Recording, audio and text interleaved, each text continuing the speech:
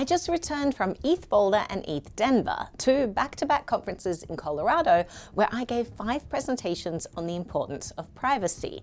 Both were fantastic conferences, and the conversation around privacy was more front and center than I've ever seen it. It was great to see so much mental bandwidth given to the topic from the builders there. But here's the thing, discussions from half the people were great, but discussions from the other half were disquieting. They argued that privacy was impractical, not pragmatic, a holdover from a bygone era of idealistic cypherpunks. We now live in the real world, and the only realistic path forward is to make concessions on privacy. What does that mean? Add backdoors, expose viewing keys, build in compliance hooks, implement selective disclosure to regulators, create privacy light, just enough to feel good, not enough to upset anyone in power. The logic sounds reasonable on the surface. We can't let perfect be the enemy of the good. Let's compromise now, ship something that's palatable, and at least get people a little privacy. This is a fundamentally flawed argument. And the reason it's flawed is that the people making it are evaluating the trade-off in a vacuum, looking only at this present moment, without accounting for where we've come from. These people are ceding ground to the forces that have been eroding privacy for decades, and those forces have never once returned what they've taken. Let me explain. There's a concept called shifting baseline syndrome. Each generation of people measures the current situation against what they personally remember, not against what existed before them. So what looks normal to a new generation is actually a deeply degraded version of what once was. The baseline keeps shifting downward, and nobody notices because each generation only sees their own slice. This is exactly how the erosion of privacy works. You can't evaluate whether a privacy trade-off is worth making by looking only at the present moment. You have to look at the trajectory. You have to see the full arc of what's been lost. And when you do, the picture is staggering.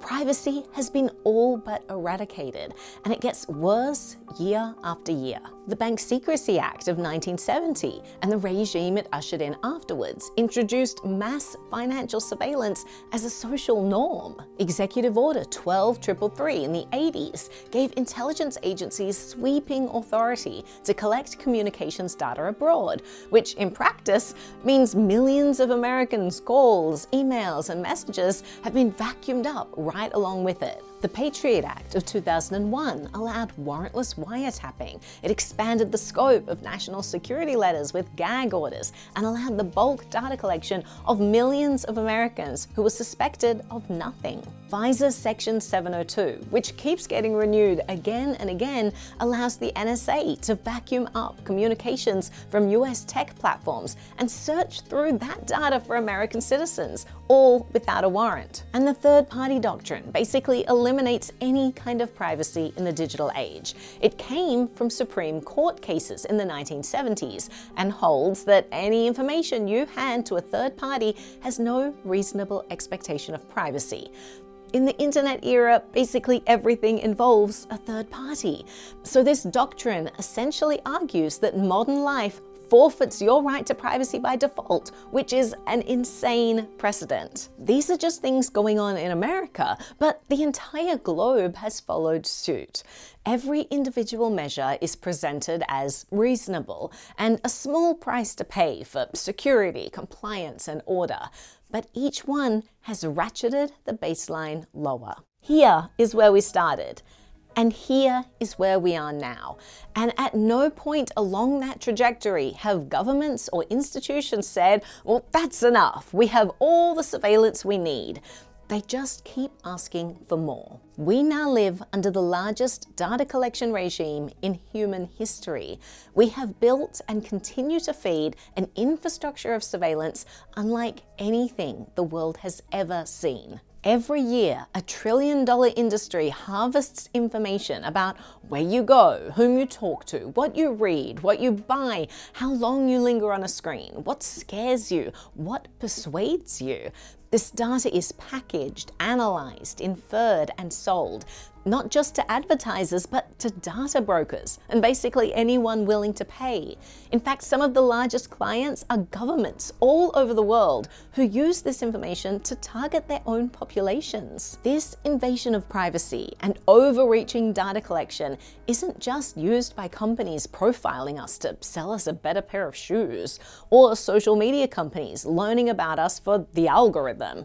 In many places, like authoritarian regimes, the machine is used to control dissent before it happens, by flagging potentially problematic people as more likely to join a protest movement, and then targeting those people. Sometimes the machine is used to shape public sentiment, influence opinions, sway elections, or get entire populations to hate certain types of people by convincing them that those groups hate them. There are countries that publicly broadcast information about citizens whose social credit scores have dropped, and then use those scores to restrict their travel, limit their employment, block their children from certain schools, or cut them off from opportunity entirely. And with the AI revolution, the machine stops being a record of your life and becomes an entire prediction engine.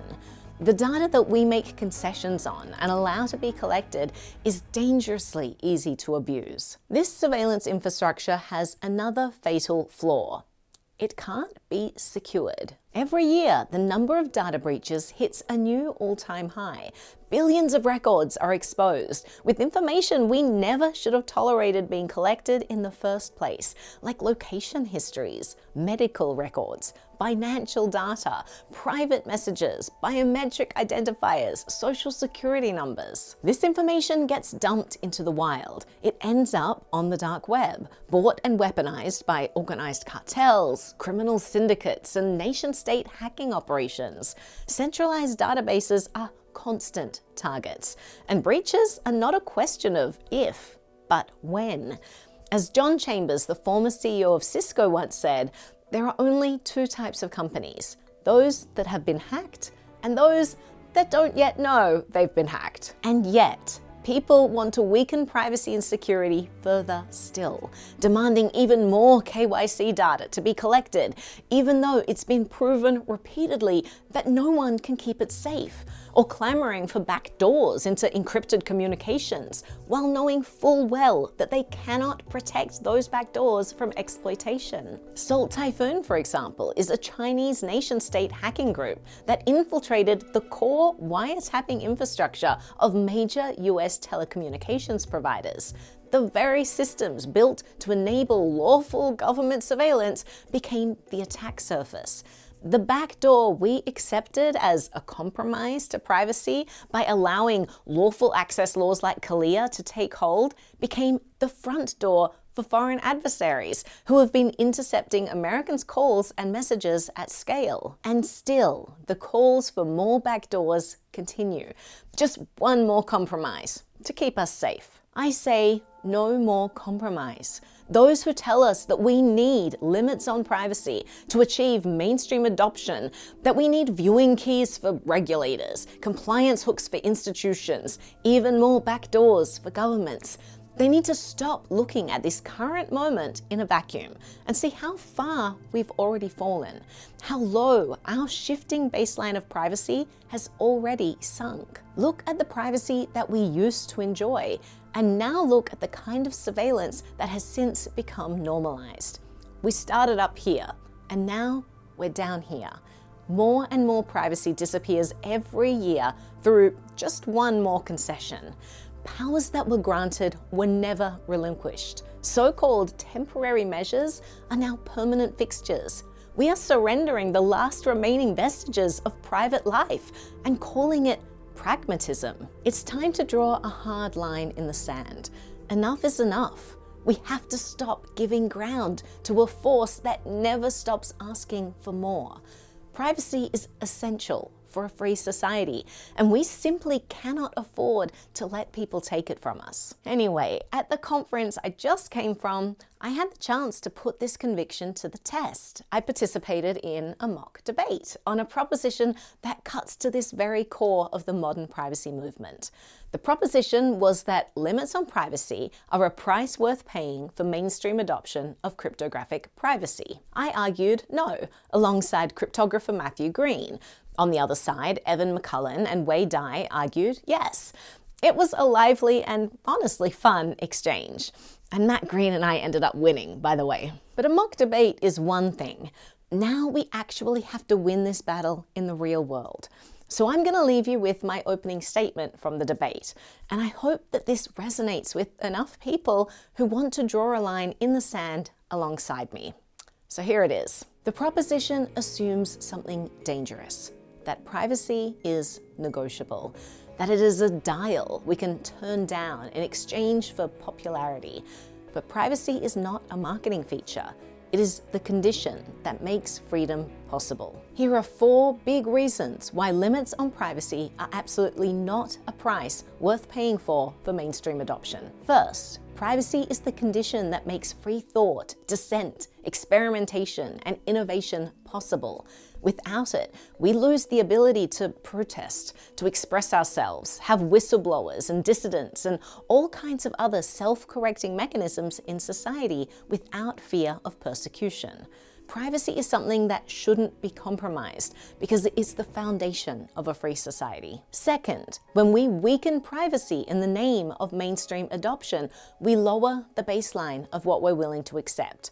Temporary trade-offs become norms.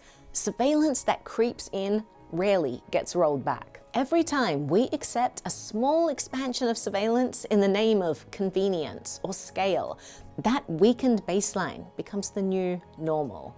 Privacy has been decimated over the past decades due to continual compromises in the name of things like mass adoption. It has to stop. Third, when companies claim that privacy limits are necessary for adoption, what they often mean is that their revenue model depends on collecting more data, or that redesigning their platform would be inconvenient. The barrier to adoption is not privacy. It's lazy product design and surveillance-based monetization. Usability versus privacy is a false dichotomy. We don't say seatbelts are complicated, so we removed them for mass adoption, or fraud protection slows down transactions, so we eliminated it. Safety and usability are engineering problems. Privacy is also an engineering problem, and one that we have to solve. Finally, there are security risks of compromising on privacy. Systems that collect, profile, share, and embed personal data into their core architecture expand the attack surface for the users of these systems. These data troves are high-value targets for hackers, foreign adversaries, criminal networks, and insider abuse. History is filled with massive breaches where millions of people had their information exposed because the system was designed to hoard data. In cybersecurity, one of the most basic and powerful principles is data minimization. The proposition frames this debate as privacy versus adoption. The real trade-off is privacy versus concentrated systemic risk. Weak privacy increases breach risk, insider abuse, state leverage, geopolitical vulnerability, and in an AI-driven world, it increases the scale and automation of exploitation. In closing, privacy isn't negotiable. It's the boundary that prevents mainstream adoption from becoming mainstream control. Mass adoption without privacy produces centralized power, behavioral manipulation, and democratic fragility. This debate is not about whether limiting privacy can accelerate growth. It's about whether trading long-term freedom for short-term scale is a price that we should be willing to pay. And the answer is no, because what's at stake is security, freedom, and human dignity.